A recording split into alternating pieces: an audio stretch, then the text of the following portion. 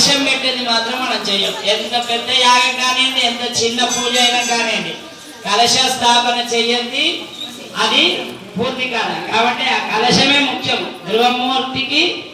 మళ్ళీ ఎప్పుడైతే మనం నిత్యం కోరికలతోటి స్వామి అలసిపోతాడు, మనం చూసి అయ్యో మీరేదో కోరడానికి నా దగ్గరికి వచ్చారు కదా, మీకు ఆ కోరిక తీర్చాలి అని చెప్పేసి అయ్యో అంటే వారు ఒక ధర్మబద్ధంగా ఉన్నటువంటి వారు కాబట్టి మనం కోరగానే ఇవ్వడానికి లేదు.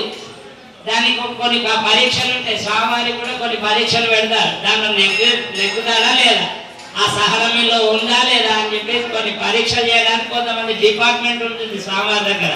వాళ్ళందరి పని ఇదే.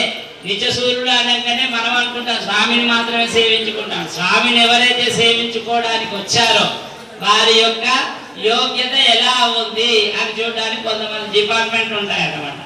వారందరినీ మెప్పు పొందాలి ముందుగా. పొందితే కానీ మనకు ఆ కోరిక నెరవేర్చడానికి స్వామి ఒకసారి గ్రీన్ పెన్ తో సైన్ పెడతారనమాట స్వామి. అలా అయితేనే మన ఫైల్ కదులుతుంది.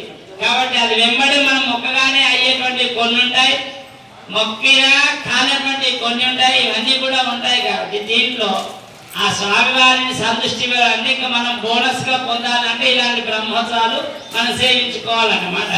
కాబట్టి ఈ విధంగా ఆ స్వామివారి యొక్క ఆరాధన కోసమని ఇలా ప్రత్యేకించి యాగశాలను ఏర్పాటు చేసుకుంటారు. యాగశాల వేసుకుంటే ఏమిటి? యజ్ఞో వై విష్ణు యజ్ఞం ఏవాంతర ప్రతిష్టతే శ్రోత్వజుహోతి విష్ణవే స్వాహ యజ్ఞాయ స్వాహ. విష్ణు అంటేనే యజ్ఞం, యజ్ఞం అంటేనే విష్ణు. అంటే యజ్ఞ ఫలితాన్ని ఇచ్చేటువంటి వాడు కేవలం శ్రీ మహావిష్ణువే అని నేను ఒప్పుకుంది. కాబట్టి ఆ యజ్ఞం ద్వారా స్వామిని మనము ఈ ప్రకృతిలో ఉన్నందుకు చూస్తున్నాం, కన్నున్నాయి, ఈ చెట్టు ఉంది, ఆ చెట్టు నుండి గాలిని పీల్చుకోవడానికి ఇంతే ముక్కు ఉంది. ఆ గాలి మొత్తం మన ముక్కులో పోయేంత లేదు, మన ముక్కు కొంచెం మాత్రమే ఉంది. మనకి ఎంత ఊపిరితిత్తులకు అవసరమే అంత పీల్చుకోవడానికే భగవంతుడు అంతే ముక్కుని ఇచ్చాడు.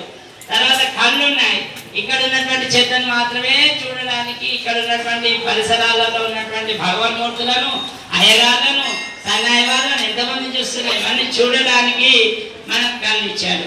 ఇంకా మిగతా చూడడానికి శక్తి లేదు మనకు, ఇంత మాత్రమే మనం చూడగలుగుతాం. కానీ భగవంతుడు ఇది కాదు, ఇంకా ఎన్నో చూడగలుగుతాడు భగవంతుడు అనేవాడు. కనుక ఇలా మన అవయవాలన్నీ కూడా చాలా విలువైనటువంటి అటువంటి అవయవాలు ఇచ్చినటువంటి సౌందర్యమూర్తి శ్రీమన్నారాయణుడు. కనుక ఆయనను మనం ప్రార్థన చేస్తుంటే వాటికి ఇంకా శక్తి కలుగుతుంది. అంటే జ్ఞానమయమైనటువంటి చక్షువు మనకు కలుగుతుంది. ఏది చూడాలో, ఏది అర్థం చేసుకోవాలో, ఎంత పీల్వాలో, ఎంత తినాలో, ఎలా ఉండాలో అనేది మనకు కేవలం శ్రీ మహావిష్ణువు జ్ఞానం ద్వారానే మనకు కలుగుతుంది. కాబట్టి అలాంటి జ్ఞానం కలగడం కోసమని ఈ యొక్క యజ్ఞ కార్యక్రమాలను నిర్వహిస్తారన్నమాట. ఈ యజ్ఞం ద్వారా మనకు కలిగేటువంటిది ఏమిటి అంటే అంతర్యామిగా మన లోపల కూడా స్వామి ఎక్కడో లేడు. స్వామి ఎక్కడున్నారని మీరు ఏం చెప్తారండి? స్వామి ఎక్కడున్నారు? శ్రీమన్నారాయణమూర్తి ఎక్కడున్నారు?